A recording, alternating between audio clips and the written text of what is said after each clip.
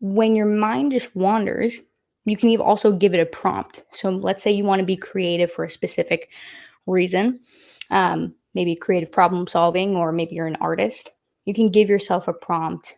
If you're an artist, maybe it's, what are the possibilities that I can draw today? So some sort of prompt, and then you just sit with it. Get bored, nothing around, no electronics, a little bit of, no music or anything, and let your mind wander. And eventually you'll notice that your brain is just like coming up with ideas left and right. And some of them are outlandish, like you're never going to implement. But it's important to remember that when you are in that space and you are becoming bored, that we're not in a space of judgment. It's more of an observation. And if we can observe those things and then pick out the either ideas or things that come to mind that seem more practical to what we want, then we can follow it.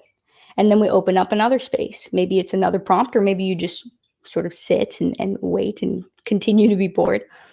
Then it opens up more ideas. And it's like following a little train of thoughts until maybe it's 5 minutes, maybe it's 2 minutes, maybe it's 20 minutes.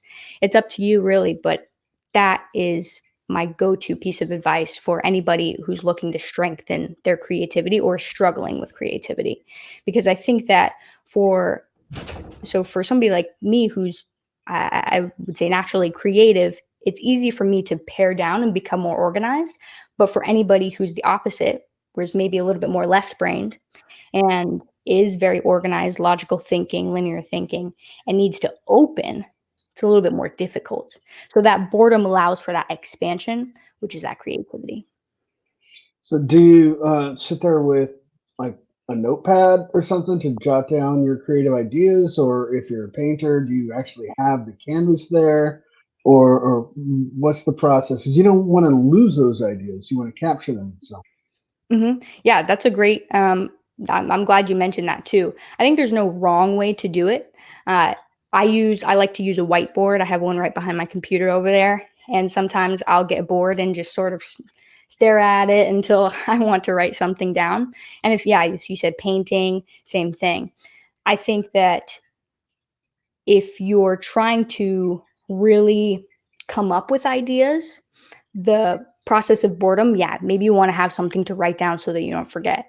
But I think even doing this as a practice every day, just for the heck of it, is also really good for creativity. It's like triggering your mind.